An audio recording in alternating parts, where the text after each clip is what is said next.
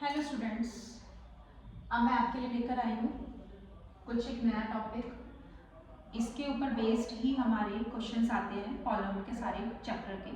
ठीक है, सब क्वेश्चंस इस पर ही डिपेंड होकर आते हैं। तो हम ये टॉपिक समझते हैं जिससे आप क्वेश्चंस को सॉल्व कर पाएंगे, आपको हेल्प मिलेगी क्वेश्चंस को सॉल्व करने में। ओके, क्योंकि न्यू सेशन स्टार्ट हो रहा है, बच्चों को मोस्टली यही चैप्टर सबसे पहले क्लास में कराया जाता है। जब आप स्कूल में जाएंगे तो सबसे पहले यही चैप्टर आपको करवाया जाएगा। तो इसलिए ही मैंने आपके लिए ये चैप्टर स्टार्ट करा है, जिससे आप बच्चों सब लोगों को ये हेल्प मिल सके कि हम चैप्टर को कैसे करें। मैं हर एक क्वेश्चन आपको बताऊंगी, आप मुझे बताते रहना कि मैम हमें ये क्वेरी है, ये क्वेरी है, तो मैं आप सबको आपकी प्रॉब्लम को सॉल्व करूँगी। ओके, तो सबसे पहले हम रिलेशन लिखते हैं। तो क्या होता है, पहले सबसे पहले हमें ये पता करना पड़ेगा कि क्वाड्रिक पॉलीनॉमियल की इक्वेशन क्या होती है। मैंने अभी आपको फर्स्ट लेक्चर में ये बताया था कि क्वाड्रिक पॉलीनॉमियल की इक्वेशन क्या होती है। तो क्या होती है, ax raised to the power 2 plus bx plus c is equals to 0। यही तो होती है क्वाड्रिक पॉलीनॉमियल की इक्वेशन। ठीक है, तो क्यों इसे क्वाड्रिक पॉलीनॉमियल की इक्वेशन बोलेंगे? क्योंकि हाईएस्ट डिग्री इसकी क्या है, 2 है। फिर मैंने आपको बताया था अगर हाईएस्ट डिग्री 2 है तो इसके दो ही फैक्टर होंगे, अल्फा और एक बीटा। अगर मैंने एक यहाँ पे टर्म यूज करिए कोफिशिएंट्स। कोफिशिएंट्स मोस्टली बच्चों को पता होगा, और जिन बच्चों को नहीं पता है कि कोफिशिएंट्स क्या होते हैं, कभी कभी ऐसा होता है जब हम अपने स्टैंडर्ड्स पे बढ़ते चले जाते हैं ना, तो हमारे माइंड से छोटी छोटी चीज़ें स्किप होती चली जाती है। ठीक है, तो कोई बात नहीं, जिसको पता है वो बहुत अच्छी बात है, और जिसको नहीं पता है वो समझे। तो कोफिशिएंट्स क्या होते हैं, तो अब जैसे कोफिशिएंट की बात करूँ मैं इस इक्वेशन में, तो इस इक्वेशन में मुझे 3 कोफिशिएंट्स दिख रहे हैं। x की पावर 2 का कोफिशिएंट यहाँ पे मुझे दिख रहा है a, x की पावर का जो कोफिशिएंट है, x का जो कोफिशिएंट है वो मुझे दिख रहा है b, और ये c क्या है, मैंने अभी आपको लास्ट लेक्चर में बताया था c is a constant polynomial, क्योंकि इसके साथ कोई वेरिएबल अटैच नहीं है। वेरिएबल्स क्या होते हैं, वेरिएबल वो होते हैं जिन्हें हम कोई वैल्यूज दे सकते हैं। जैसे मैं x को वैल्यू दे सकती हूँ, माइनस भी पुट कर सकती हूँ, प्लस भी पुट कर सकती हूँ। तो ये वेरिएबल्स होते हैं जिनको हम वैल्यू दे सकते हैं, बट इसके साथ कोई वेरिएबल ही अटैच नहीं है, तो ये कांस्टेंट है। ठीक है, तो यहाँ मुझे 3 कोफिशिएंट्स दिख रहे हैं। कौन कौन से, a, b and c, 3 coefficients दिख रहे हैं। ओके, नेक्स्ट अब रिलेशन मैंने किसकी बात की है, जीरोस। तो जीरोस क्या है मेरे, एक अल्फा जीरोस है, एक बीटा जीरोस है, क्योंकि इसके दो जीरोस हैं, इसके दो फैक्टर हैं।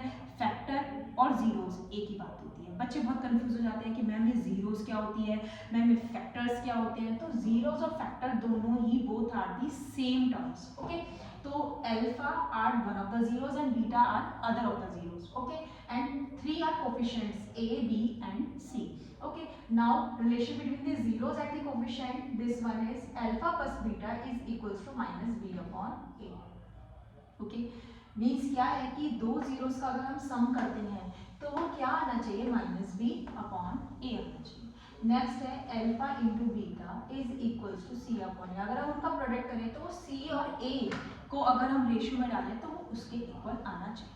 ठीक है, इतनी बात को समझो आप लोग। ये रिलेशन है, इस ये कहाँ से रिलेशन आई है ये भी मैं आपको बताऊंगी, बट सबसे पहले हम थोड़ा सा क्वेश्चन को सॉल्व आउट करना सीखेंगे कि हमें क्वेश्चन अगर आता है तो हम किस तरीके से उसको फाइंड आउट करें। ठीक है, जैसे अब मैंने आपको ये रिलेशन लिख दी। ओके, अब मैं एक क्वेश्चन आपके सामने लिखती हूँ। ठीक है,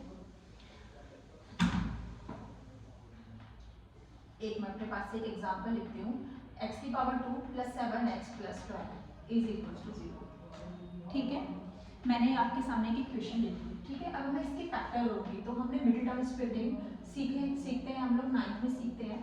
ठीक है, मिडिल टर्म स्प्लिटिंग, अगर किसी को मिडिल टर्म स्प्लिटिंग में भी प्रॉब्लम है तो आप मुझे बता सकते हैं, मैं आपको बहुत अच्छे से समझा दूँगी।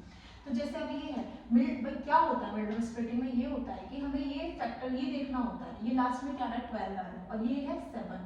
ठीक है, तो हमें दो फैक्टर ऐसे लेने होते हैं कि जिनका प्रोडक्ट करें तो वो तो 12 आए, बट इस साइन को फोकस करना होता है जो यहाँ पर साइन होता है। तो दो ऐसे फैक्टर लेने हैं जिनका प्रोडक्ट करें वो तो 12 आए, लेकिन इस साइन को अगर यहाँ प्लस है तो हम दो का प्लस लगाएंगे, और अगर यहाँ पे माइनस होता तो हम यहाँ पे क्या करते हैं, माइनस करते हैं।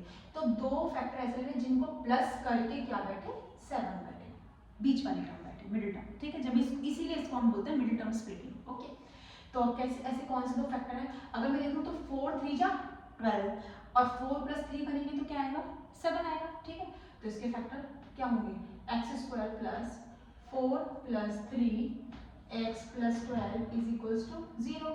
तो क्या होंगे x square plus 4x plus 3x plus 12 is equals to 0। Okay, अगर मैं इन दोनों में से देखूं तो यहाँ से दोनों से x कॉमन आ रहा है, तो अंदर क्या बचेगा x प्लस 4, और यहाँ से अगर मैं 3 लूँ कॉमन तो क्या बैठेगा x प्लस 4। तो इसके दो फैक्टर हो गए, एक हो गया x प्लस 3, एक हो गया x प्लस 4। ठीक है, टू फैक्टर्स हो गए।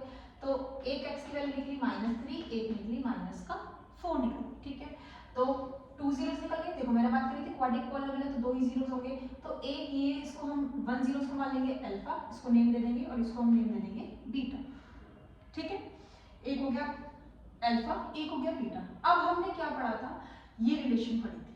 ठीक है, तो थोड़ा सा जगह नहीं है तो मैं यहाँ पर कर देती हूँ, थोड़ा सा आपको समझाने के लिए यहाँ मैं बता देती हूँ थोड़ा सा। ठीक है, ओके, तो देखिए शायद आपको दिख पा रहा होगा इजीली। ठीक है, तो आपके पास अल्फा आ गया, आपके पास बीटा आ गया, और मैं अगर यहीं से देखूं तो ए बी सी डी अगर मैं निकालना चाहूँ तो मैं निकाल सकती हूँ ए बी एंड सी। ठीक है, अब आप देखो मैंने अभी आपको बताया था एक्स स्क्वायर का जो कोफिशिएंट होता है वो ए होता है। ठीक है, तो एक्स स्क्वायर के साथ कोफिशिएंट यहाँ पे क्या, जब कुछ नहीं होता तो हम क्या कंसिडर करते हैं, 1 कंसिडर करते हैं। ठीक है, तो क्या हो जाएगा, ए हो गया 1। ओके, नेक्स्ट फिर क्या है, एक्स के साथ जो कोफिशिएंट होता है वो बी होता है, तो फिर यहाँ पे बी क्या हो गया, 7 हो गया। और सी क्या होता है, जिसके साथ कोई वेरिएबल होता ही नहीं है, तो यहाँ कोई वेरिएबल इसके साथ 12 के साथ है ही नहीं, तो सी हो गया। समझ में आ गया बच्चों, एबीसी समझ में आ गया। अब ये रिलेशन, तो alpha plus beta minus B को यहाँ आना चाहिए, तो हम यहाँ उतार लेते हैं alpha plus beta equals to minus B upon A. Alpha plus beta तो -3 और -4, भाई अल्फा -3 था, ये -4 था, माइनस बी, बी क्या है आपको दिख रहा है वहाँ पे 7 है, तो हम लिख लेंगे 7 अपॉन ए क्या है आपका 1। ठीक है, -3 प्लस माइनस माइनस माइनस का 7 अपॉन 1 करेंगे तो क्या आएगा, माइनस का 7। ठीक है, तो -3 -4 भी क्या आ गया, -7। इसका मतलब ये तो वेरीफाई कर गया, अभी कर गया ना। नेक्स्ट है अल्फा बीटा। अल्फा बीटा क्या होता है, सी अपॉन ए। तो अल्फा बीटा, अल्फा -3 है, बीटा -4 है, तो -3 इंटू माइनस का 4, सी अपॉन ए। सी क्या है 12, ए क्या है 1। ओके, कर दो, -3 इंटू -4 क्या होगा 12 इक्वल्स टू 12। तो ये भी हमारा क्या हो गया, वेरीफाई हो गया। ठीक है, वेरीफाई हो गया।